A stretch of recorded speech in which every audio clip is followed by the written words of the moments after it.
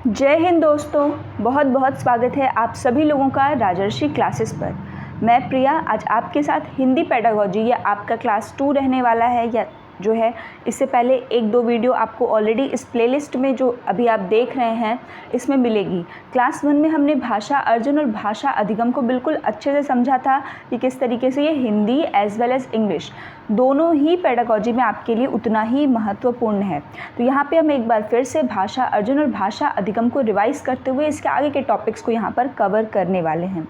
ठीक है, तो जितने भी लर्नर्स ने अभी तक वो वीडियो नहीं देखी है उसमें काफ़ी डिटेल में बताया गया है और आप मानकर चलिए कि जो आपका लैंग्वेज लर्निंग और लैंग्वेज एक्विजिशन का जो ये टॉपिक है इससे आपको अगर हिंदी और इंग्लिश दोनों पेडागोजी में बात की जाए तो आपको इससे कम से कम 5 नंबर का क्वेश्चन आपको ज़रूर देखने को ही मिलता है। पेपर में 1 से 2 क्वेश्चन ज़रूर भाषा अर्जन और भाषा अधिगम पर रहता है और चूँकि ये आपका जो है पेपर 1 में दोनों में Hindi as well as English, ठीक, तो इस तरीके से और कभी कभी एक से ज़्यादा प्रश्न भी पूछा जाता है। तो ये इम्पॉर्टेंट टॉपिक है जिसकी समझ आपके लिए बहुत ज़रूरी है।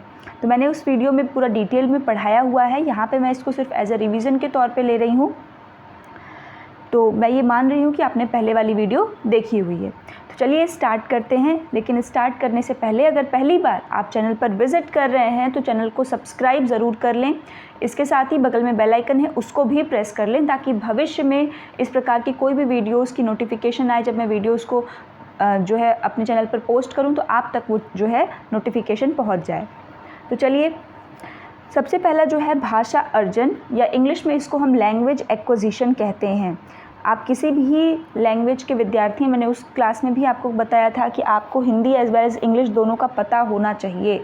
अगर आपको हिंदी और इंग्लिश दोनों लैंग्वेजेस किसी का आता है तो आप समझ के चलिए कि आपको 3 से 4 ऐसे क्वेश्चन होंगे जिनको कि आप सिर्फ देख करके ही सही कर देंगे, और ये सही बात भी है।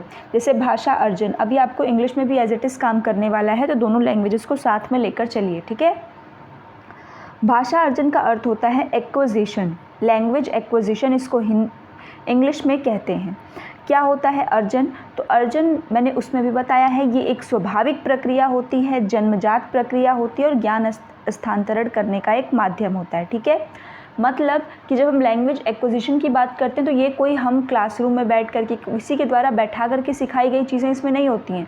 इसमें वो चीज़ें हम सीखते हैं जो नेचुरली हम अपने इन्वायरमेंट से सीखते हैं, जो बाय बर्थ हमारे पास होती है, एक टेंडेंसी, ठीक।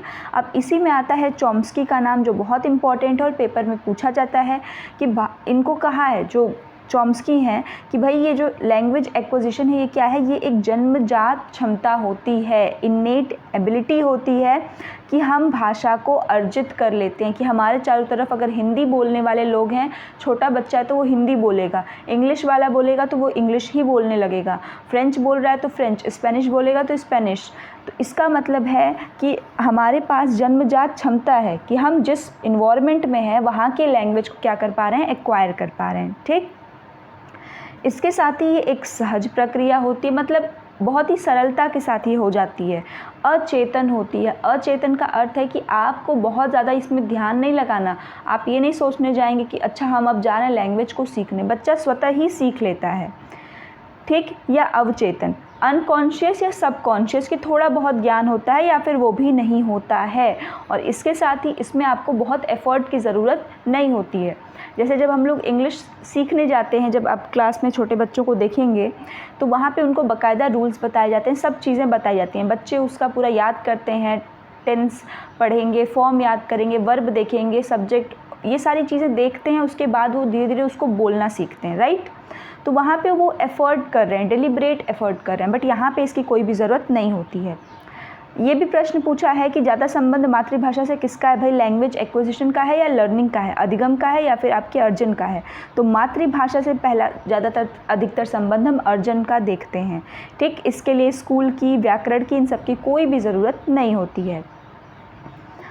अब आते हैं भाषा अधिगम, जो आपने अर्जन में पढ़ा, ठीक उसका विपरीत अधिगम होगा। अधिगम वो होगा जो आप चेतन रूप से सीखेंगे, डेलिब्रेट एफर्ट करके सीखेंगे, कॉन्शियसली सीखेंगे। आपको इसके लिए स्कूल में जाना पड़ेगा, आपको इसके लिए कुछ नियम को फॉलो करना होगा, कुछ स्किल्स को सीखना पड़ेगा, कुछ अपनी तरफ से एफर्ट को देना पड़ेगा, तभी आप सीख पाएंगे। इसका संबंध सदैव दूसरी भाषा से होता है। कभी कभी नेटिव भाषा में भी आपका भाषा अधिगम दे देता है ऑप्शन में, ठीक है। तो ये जब हम क्वेश्चन करेंगे तो वहाँ पे क्लियर कर लेंगे। हालांकि ये हिंदी में नहीं, इंग्लिश में देता है और सीटेट वालों ने उसी आंसर को सही भी माना है, ठीक। तो अभी आप एक और थियोरी को पढ़ेंगे स्टीफन क्रैशन को, जिसमें उन्होंने माना है कि भाई हम जो सेकेंड लैंग्वेज है उसको भी क्या कर सकते हैं, उसको भी एक्वायर कर सकते हैं, मतलब उसको भी सहजता के साथ हम सीख सकते हैं अगर इन्वायरमेंट दिया जाए तो, ठीक। लेकिन याद रखिएगा पहली भाषा के साथ इन्नेट कैपेसिटी किसने कहा है, तो चॉम्स्की ने अभी के लिए। दूसरी भाषा से संबंध किसका है, तो दूसरी भाषा से संबंध होता है अधिगम का। इसमें आपको मोटिवेशन, किताबें, नियम, कौशल, ये सारी चीज़ों की आपको बहुत ज़रूरत होती है, जैसा मैंने अभी बताया। अब एक बार डिफरेंस आप देख लीजिए दोनों में। ये डिफरेंस बहुत इंपॉर्टेंट है। अगर आप सिर्फ महज ये डिफरेंस रखते हैं अपने पास, ये 4 जो पॉइंट है 4-5, तो भी आप कभी भी देखेंगे खोल करके कॉपी तो आपको तुरंत याद आ जाएगा। ये अवचेतन या अचेतन प्रक्रिया होता है, अनकॉन्शियस लेवल पे होता है, ये ठीक उसका उल्टा चेतन होता है। ये नेचुरल होने वाली है, बट ये नेचुरल नहीं होगी, इसके लिए आपको जाना पड़ेगा। नियमबद्ध प्रक्रिया है। अनौपचारिक प्रक्रिया है। अनौपचारिक का मतलब कि इसमें जैसे कि फॉर्मेलिटी की कोई जगह ही नहीं है। अनौपचारिक मतलब बच्चा खेल रहा है, खा रहा है, दौड़ रहा है, वो सीख रहा है, उसमें भी सीख रहा है, बट इसमें औपचारिकता होती है, थोड़ी फॉर्मेलिटी होती है। You have to go to the school, आपको स्कूल जाना होगा, आपको प्रॉपरली सेट करना होगा, आपको सारी चीज़ों को जो है प्रॉपर तरीके से अरेंज करना होगा, तब आप सीखेंगे, रूल्स को जानेंगे, सारी चीज़ें। इसका संबंध मातृभाषा मदर टंग से है, इसका सेकेंड लैंग्वेज से, ठीक। अब एक प्रश्न और है जो पूछता है कि दोनों में मुख्य अंतर किसका है। जी हाँ, भाषा अर्जन और भाषा अधिगम। आपने इतनी चीज़ें पढ़ ली। अब इतनी चीज़ों में ऐसी कौन सी चीज़ें हैं जो दोनों को क्या करती हैं, एक दूसरे से, मतलब सबसे ज़्यादा अंतर है। तो सबसे ज़्यादा जो अंतर होता है वो वातावरण का होता है। ऑप्शन में अधिकतर जगह आपको वातावरण ही देगा, या फिर परिवेश का अंतर होता है, इन्वायरमेंट का अंतर होता है। अब कैसे होता है, अगर देखिए इन्वायरमेंट एक बहुत इंपॉर्टेंट फैक्टर है, ये इंपॉर्टेंट क्वेश्चन है, इसको ज़रूर करिएगा, ठीक है। अब देखिए यही फ़ायदा होता है जब हम नोट्स के थ्रू पढ़ते हैं। हालांकि मैं अपने नोट्स को इसमें जो है ऐड ऑन भी करती रहती हूँ जितने नए क्वेश्चंस मुझे लगते हैं। इससे क्या है कि जैसे ये अब लिखा हुआ है, अब अगर आप नॉर्मली किसी का भी नोट्स देख लें तो आपको वहाँ पे ये चीज़ें जल्दी देखने को नहीं मिलेंगी, क्योंकि ये जो वो प्रश्न है जो प्रश्न बार बार रिपीटेड होते हैं और इम्पॉर्टेंट होते हैं और जो नोट्स में नहीं आ पाते हैं, ठीक। तो ये इंपॉर्टेंट क्वेश्चन, इसको याद रखिएगा। दोनों में मुख्य अंतर पूछेगा तो किसका होगा, वातावरण का या फिर परिवेश का, इन्वायरमेंट का। अगर आपने इन्वायरमेंट बच्चे को दे दिया बहुत अच्छा, तो हो सकता है कि बच्चा जो सेकंड लैंग्वेज है उसको भी क्या कर ले, सीख ले अच्छे से, ठीक है। तो दोनों में मुख्य अंतर याद रखिएगा, वातावरण का और परिवेश का। अब आइए अब जानते हैं लक्ष्य भाषा और मातृभाषा में क्या अंतर होता है। कई बार प्रश्न देता है और हम कंफ्यूज होते हैं, लक्ष्य भाषा ये कौन सी भाषा होती है। तो लक्ष्य भाषा को इंग्लिश में टारगेट लैंग्वेज कहते हैं और मातृभाषा को आप जानते हैं मदर टंग कहते हैं। देखिए लक्ष्य भाषा क्या होती है, टारगेट लैंग्वेज, ये वो लैंग्वेज होती है कि जिसको हम सीखना चाहते हैं। याद रखिए बिल्कुल सिंपल सी चीज़ है। टारगेट का मतलब क्या होता है कि जो आपका एम होता है, ठीक है, जिसको आपको सीखना है वही आपका टारगेट है। मतलब जिस, अब यहाँ पे बात हो रही है भाषा की, तो जिस भाषा को आप सीखना चाहते हैं दैट इज़ व्हाट योर लक्ष्य भाषा, वही आपकी क्या है, टारगेट लैंग्वेज है। और मदर टंग आप सब जानते हैं कि भाई बचपन से हम जिस भाषा को सीखते हैं, हमारे भाषा का जो पहला रूप है, ठीक, हमारे क्या किसी के भी, जिसकी भी जो भी लोकल लैंग्वेजेस है, जो मातृभाषा है वही उसकी क्या होगी, मदर टंग होगी। क्लियर। और मदर टंग हमेशा हम क्या करते हैं, अर्जित करते हैं, एक्वायर करते हैं, इसको लर्न कभी भी नहीं करते हैं, क्योंकि अनकॉन्शियसली बचपन से हम, चाहे जैसा बच्चा विद्यालय में जाने से पहले अपनी मातृभाषा में बोलना जानता ही जानता है, चाहे वो कैसा भी बोले, गलत सही टूटी फूटी, चाहे जैसे बोले, लेकिन उसको आता है, ठीक। तो देखिए मदर टंग जो अर्जित हम करते हैं, और ये जो है पहला रूप होता है। टारगेट लैंग्वेज जिसको हम सीखना चाहते हैं। अब ये दूसरी भाषा भी इसको नाम दिया जाता है, दूसरी भाषा। अब कभी कभी देखिए L1 और L2 भी लिख के आता है, तो ये कंफ्यूज मत होइएगा। L1 that means language 1, L2 that means language 2। तो लैंग्वेज 1 हमेशा मदर टंग होगी, याद रखिएगा, क्योंकि भाई पहली भाषा तो हमारी वही होगी। अब लैंग्वेज 2 जो हमारी टारगेट लैंग्वेज है, जिसको हम सीखना चाहते हैं, मान लेते हैं हम इंग्लिश को सीखना चाहते हैं, तो इंग्लिश हमारी क्या हो गई, हमारी L2 हो गई, या फिर हमारी जो है टारगेट लैंग्वेज हो गई। कक्षा में हमेशा बहुभाषिकता एवं मातृभाषा को स्वीकार करना चाहिए। ये एज अ टीचर दे रहा है, काफ़ी बार पूछता है कि आपको टीचर को एज अ टीचर बहुभाषिकता को नकारना चाहिए, अस्वीकार करना चाहिए, बच्चों को डांटना चाहिए, या उसको स्वीकार करना चाहिए। तो स्वीकार करना है आपको। सिंपल सी चीज़ है कि बच्चा घर से जो भी चीज़ें लेकर के आए, यू हैव टू आपको उसको एक्सेप्ट करना है, उसको स्वीकार करना है, ठीक, वो चाहे जैसा भी है, ठीक। इसके साथ ही उसकी लोकल लैंग्वेज जो भी है, अगर बच्चा भोजपुरी में बोल रहा है आकर के स्कूल में, तो ऐसा नहीं आप उसको सबके सामने डांट देंगे, ठीक, ऐसा नहीं करेंगे आप। क्यों? क्योंकि वो उसकी लोकल लैंग्वेज है, वो उसकी मदर टंग है, वो उसमें ही जानता है, उसमें चीज़ों को समझ पा रहा है, ठीक। तो आपको पहली चीज़ एज अ टीचर उसको एक्सेप्ट करना है। भाषा के विविध रूपों में देखते हैं, तो भाषा के विविध रूप विविध मतलब होता है कि अलग अलग, विभिन्न। तो अलग अलग रूपों में हम भाषा को देखते हैं। कहीं मातृभाषा के रूप में देखते हैं जो हम बोलते हैं, कहीं राष्ट्रभाषा के रूप में देखते हैं, तो कहीं राजभाषा, ठीक है। आइए देखते हैं। मातृभाषा पहला रूप होता है, ये अलग हो सकता है, किसी के लिए हिंदी, किसी के लिए बांग्ला, किसी के लिए मलयालम, किसी के लिए पंजाबी, अलग अलग हो सकता है। राष्ट्रभाषा वो होती है कि जो पूरे राष्ट्र में बोली जाती है, ठीक है। अब देखिए, भारत क्या है, एक डाइवर्सिटी वाला देश है, जहाँ पे अनेक भाषा बोलने वाले लोग रहते हैं, अनेक धर्म के लोग रहते हैं। तो इस वजह से हमारे यहाँ की कोई भी राष्ट्रभाषा नहीं है, नेशनल लैंग्वेज नहीं है, याद रखिएगा। हमारे देश में नेशनल लैंग्वेज है तो नहीं है। क्यों? क्योंकि इंडिया एक मल्टीलिंगुअल कंट्री है। यहाँ पर जब जो है कॉन्स्टिट्यूशन जब हमारा बन गया, उसके बाद जब इस चीज़ को आया कि भाई लैंग्वेज कंट्रोवर्सी बहुत ज़्यादा फेमस है कि किस लैंग्वेज को जो है रखा जाए नेशनल लैंग्वेज, तो उस टाइम पे काफ़ी ज़्यादा साउथ के साइड से भी और कई जगह जो है हिंदी को रखा जा रहा था, बट उस टाइम पे जो है काफ़ी कॉन्फ्लिक्ट हुए कि नहीं हिंदी रहेगा तो फिर हमारी साउथ की कोई लैंग्वेज क्यों नहीं हो सकती है। तो इस टाइप से तो उस टाइम लोगों को यही ठीक लगा कि ठीक है, हम जो है राजभाषा बना देते हैं, ऑफिशियल लैंग्वेज बनाते हैं रैदर देन नेशनल लैंग्वेज। तो हमारे देश में याद रखिए कोई भी नेशनल लैंग्वेज नहीं है एट प्रेजेंट। अब आते हैं राजभाषा। राजभाषा मतलब कि वहाँ की राजकीय भाषा, ऑफिशियल लैंग्वेज। तो ऑफिशियल लैंग्वेज भाई हमारी पहली हिंदी है और दूसरी को अंग्रेजी रखा गया है, ठीक। हालांकि आपको पता होना चाहिए कि आज भी जितने भी आपके court, supreme court, high court के वर्क होते हैं, कार्यालय की भाषा आज भी अंग्रेजी को ही रखा गया है। ये हमारे देश का दुर्भाग्य ही कहेंगे कि भाई जो अब इंग्लिश लैंग्वेज कितनी भी है तो हमारी खुद की लैंग्वेज तो है नहीं, फिर भी वर्क और सारी चीज़ें उसमें ही होती हैं। आप चाहे किसी भी लैंग्वेज में हो, लेकिन आप जब वहाँ पे जाएंगे, अगर आपको कोई भी चीज़ याचिका दायर करनी, कुछ भी करना, तो आपको उसको इंग्लिश में ही जो है पूरा ट्रांसलेट करवा के ही करना होगा। चलिए कोई नहीं। तो देखिए राजभाषा हिंदी, ये भी प्रश्न आया हुआ है कि राजभाषा हिंदी जो है किस अधिनियम के तहत बना है। तो ये आपका ऑफिशियल लैंग्वेज एक्ट OLA, ओला एक्ट 343(1). याद रखिएगा इस आर्टिकल को, न सिर्फ यहाँ आगे भी कई कॉम्पिटिटिव लेवल के एग्ज़ाम में पूछा जाता है। इसके साथ ही आप कमेंट करके बताइए कि हिंदी दिवस कब मनाया जाता है, ठीक है। काफ़ी इजी और ये भी एक अच्छा प्रश्न है। तो ओला एक्ट आप सिंपल याद रख सकते हैं कि ऑफिशियल लैंग्वेज एक्ट, ठीक है। ऑफिशियल लैंग्वेज एक्ट जो है आपका आर्टिकल 343 का पार्ट 1, उसमें हिंदी को पहली जो है आपकी राजभाषा का दर्जा दिया गया है। उसी आर्टिकल के आर्टिकल 343(2) में जो है इंग्लिश को एसोसिएट ऑफिशियल लैंग्वेज का दर्जा दिया गया है, याद रखेंगे, ठीक है।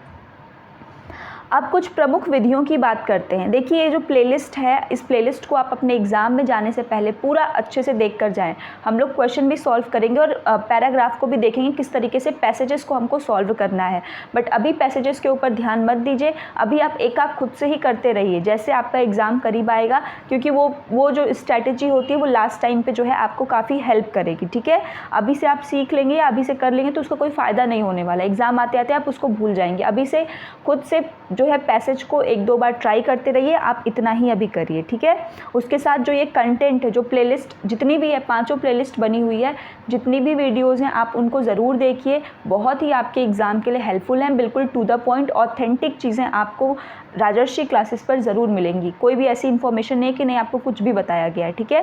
और मैं इस चीज़ को आपको खुद दिखाऊंगी कि मैंने इन्हीं नोट्स के थ्रू कैसे जो है सीटेट अपना खुद क्वालिफाई किया था, और वो भी काफ़ी अच्छे मार्क्स थे। मैंने सेल्फ स्टडी से ही किया, ऐसा नहीं कि नहीं मैंने कहीं कोचिंग करी, ऐसा कुछ भी नहीं था। तो आप भी जो लोग चाहते हैं कि नहीं ठीक है हम कोचिंग नहीं अफोर्ड कर पा रहे तो हम यूट्यूब से ही कर लेंगे, और सही है क्योंकि यूट्यूब पे एनफ कंटेंट भी अवेलेबल है, बहुत सारे अच्छे टीचर्स हैं, ठीक। तो मैं आपको खुद भी दिखाऊंगी कि मैं इन्हीं नोट्स के थ्रू जो है काफ़ी अच्छे मार्क्स मेरे आए। तो आप भी उस चीज़ को अप्लाई करके, आप लोगों के लिए भी ये उतना ही हेल्पफुल होगा, क्योंकि पेपर ऐसा नहीं, सिलेबस नहीं चेंज हुआ है, ठीक है। तो काफ़ी मन लगा करके जितना भी प्लेलिस्ट में एटलीस्ट करा रही हूँ उसको पहले अच्छे से एकदम सॉल्व कर लीजिए, उसको कर लीजिए। ये आपके कॉन्सेप्ट मेकिंग है कि पहले इस संप्रत्यय को बनाइए, उसके बाद तो जब आप पेपर करेंगे खुद आपको क्वेश्चन आएगा और आपको खुद अच्छा लगेगा करने में उसको। चलिए देखिए, भाषा शिक्षण की प्रमुख विधियाँ, कभी कभी ये विधियाँ ही पूछते हैं, विधियाँ काफ़ी सरल विधि हैं, किंतु होता ये है कि हम कभी भी कंटेंट पे ध्यान नहीं देते हैं, हम सिर्फ टिक मार्क नहीं, प्रीवियस 10 साल का पेपर सॉल्व कर लो हो जाएगा। तो ये जो है कभी भी बिना कंटेंट को पढ़े पेपर सॉल्व करना जो है उतना सही नहीं होता है, क्योंकि जब आप किसी के कॉन्सेप्ट को जानते हो ना, तो जैसे मान लीजिए आपसे पूछा व्याकरण विधि, अब आप जब ऑप्शनल क्वेश्चन करोगे तो व्याकरण विधि से संबंधित कुछ आ जाएगा कि भाई किसमें जो है बहुत ज़्यादा व्याकरण पर जोर दिया था, तो आपको उसके बारे में सिर्फ एक पॉइंट पता लगेगा जब आप उस MCQ को करोगे, राइट। और हो सकता है दूसरे पेपर में कुछ दूसरा आ जाए तो आपको पता लगा अच्छा व्याकरण विधि ये भी है, किंतु आपके दिमाग में कहीं भी एक जगह पूरा स्कीमा बना ही नहीं है उसका कि वो पूरी विधि होती क्या है। तो हो सकता है कि फ्यूचर में अगर उससे रिलेटेड तीसरा प्रश्न पूछ दे तो आप उसको न कर पाओ, ठीक, पेपर करने के बावजूद। इसलिए ज़रूरी होता है कंटेंट को पढ़ना। देखिए, अन्य भाषा के नियमों को कुछ शब्दों के साथ सिखाया और याद कराया जाता है। व्याकरण विधि में क्या होता है, जो हमारा ग्रामर मेथड है, ठीक है। देखिए, इसमें अन्य भाषा के नियमों को, जैसे मान लीजिए कि आपको इंग्लिश सीखना है तो हिंदी के कुछ शब्दों को, जैसे हिंदी को ट्रांसलेट करके एज इट इज़ इंग्लिश में ट्रांसलेट करके उसको नियम के साथ सिखाया जाता है, ये है व्याकरण विधि। ग्रामर हम सब जानते हैं क्या होता है भाई, रूल्स ही तो होते हैं ग्रामर। तो उन रूल्स को साथ में कुछ जो वर्ड्स हैं उनको चेंज कर करके बताया और सिखाया जाता है, ठीक। इसके बाद उनमें जो है शब्द संयोजन और व्याकरणिक नियमों के आधार पर अभ्यास कराया जाता है। ये ग्रामर मेथड है, ये बहुत पुराना मेथड है आपका।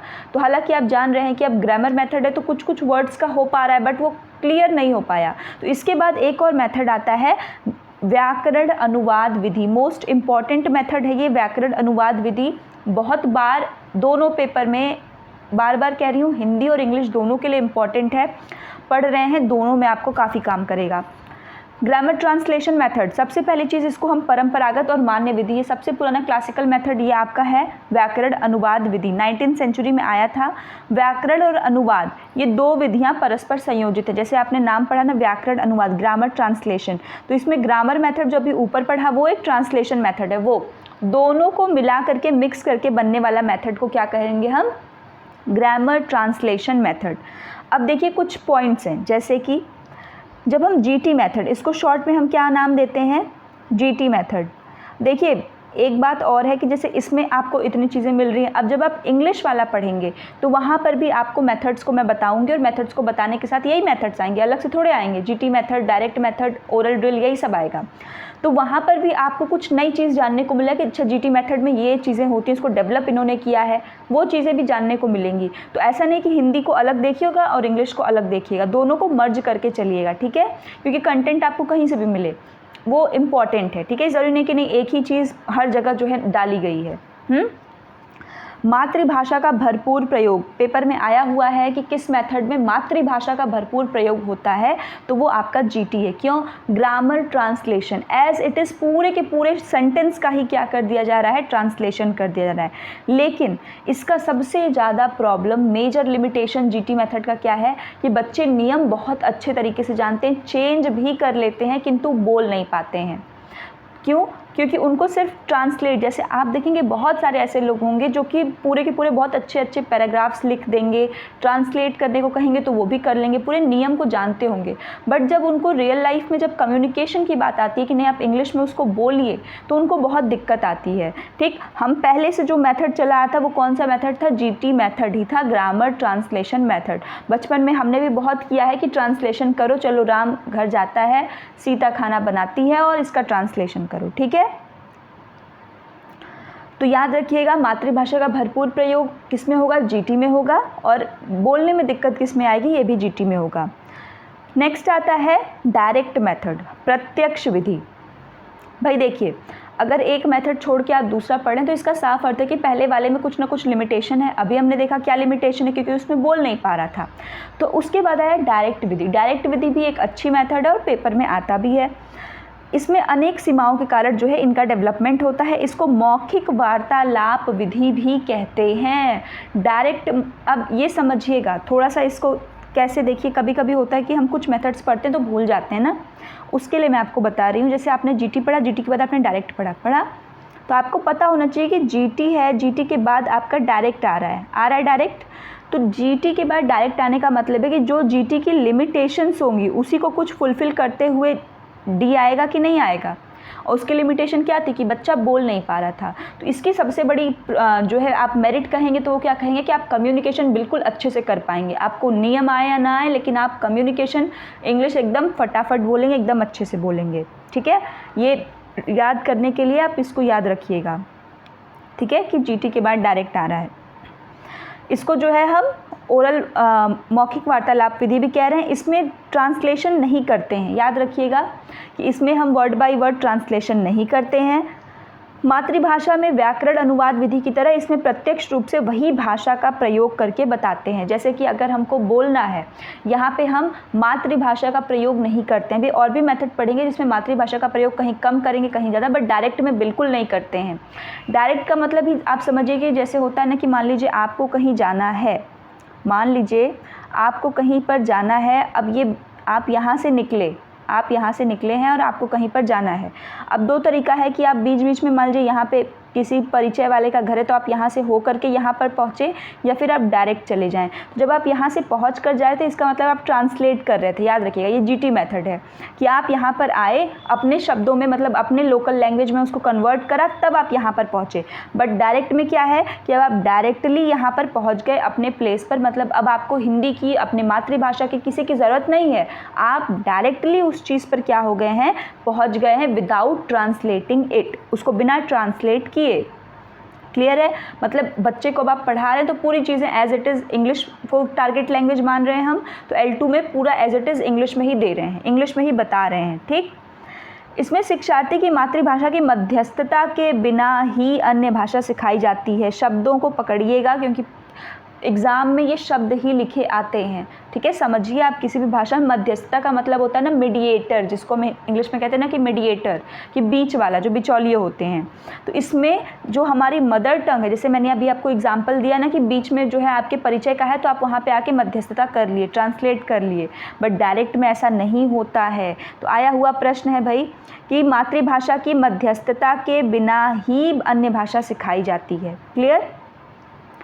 चलिए अब आते हैं सम्मिश्रण विधि, इक्लेक्टिक मेथड कभी कभी पूछ देता है। देखिए सम्मिश्रण का मतलब है कि अब भाई सबको मिला दो, अब नया मेथड तो मिल नहीं रहा था तो अब सबको मिला दो और स्वाहा कर दो। मतलब कि इसमें जो है शिक्षण के प्रक्रिया के व्यवहारिक पक्षों का सम्मिश्रण है, और इस विधि में जो है शिक्षक भाषा शिक्षण के विभिन्न उद्देश्यों के अनुरूप शिक्षण प्रक्रिया के विभिन्न चरणों पर किसी भी विधि का चयन कर सकता है। इक्लेक्टिक मतलब कि अब यहाँ टीचर पहले से सोच के नहीं आएगा कि आज चलेंगे GT पढ़ाएंगे भाई, आज तो डायरेक्ट में ही बात होगी। अब यहाँ पे जैसे जैसे ऑब्जेक्टिव्स होंगे, मतलब कि अगर बच्चे को नहीं समझ में आया तो टीचर जो है ग्रामर का भी यूज़ कर सकता है, अगर बच्चा नहीं समझ पा रहा है तो GT का भी यूज़ कर ले रहा है, अगर तेज क्लास के बच्चे तो डायरेक्ट का भी यूज़ कर रहे हैं। मतलब कि एज अकॉर्डिंग टू हिज और हर ऑब्जेक्टिव्स टीचर उसको चेंज कर पाएगा अपने मेथड्स को, मतलब कभी भी वो किसी भी मेथड को यूज़ कर सकता है।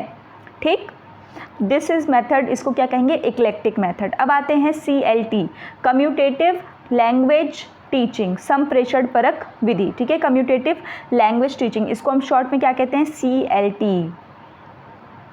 CLT, ठीक है।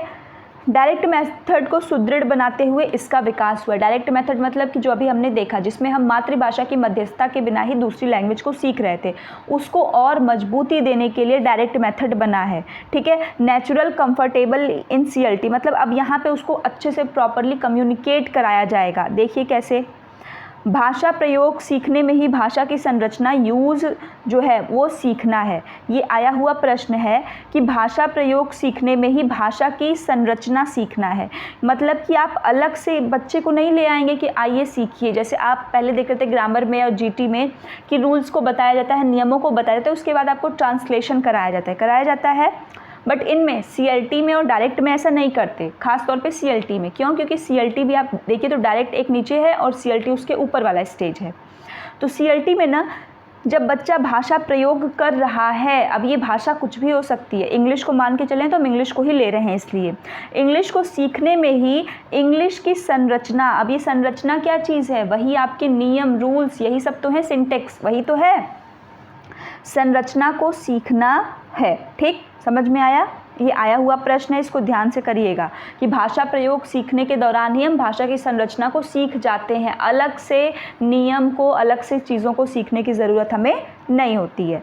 नेक्स्ट है मोस्ट इम्पॉर्टेंट और बहुत ही ईजी है, inductive method as well as deductive method, आगमन विधि और निगमन विधि। कोई भी लेवल का एग्ज़ाम दे रहे हैं आप, पूछता है, आसान है, बहुत सारे लोगों को कन्फ्यूजन होता है। कन्फ्यूजन को दूर करने के लिए एक उपाय है, उपाय ये है कि एक के साथ फिक्स्ड हो जाइए। दोनों को पढ़ने से बेटर है कि एक के साथ रिजिड हो जाइए कि भाई हमको तो यही वाला पता है, अब दूसरा अगर उल्टा पूछ दिया इसका मतलब उसका उल्टा होगा। जब भी कोई दो सिमिलर चीज़ें ऐसी आती हैं तो उसके साथ आप ऐसा ही किया करिए, क्योंकि इस तरह क्या है, दोनों अगर आप पढ़ेंगे तो काफ़ी बार कन्फ्यूजिंग हो जाता है।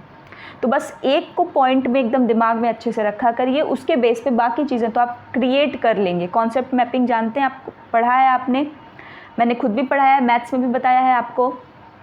ठीक, इंडक्टिव मेथड, काफ़ी सारे मैक्सिम्स ऑफ टीचिंग भी पूछते हैं। तो देखिए उदाहरण से नियम, पहले हम स्पेसिफिक मतलब उदाहरण देंगे किसी चीज़ का, उसके बाद उसके नियम पे आएंगे। विशिष्ट से सामान्य, विशिष्ट कैसे, अब आप याद रखेंगे, आपने सिर्फ याद रखा एग्जाम्पल टू रूल, आपने सिर्फ क्या याद रखा भाई, एग्जाम्पल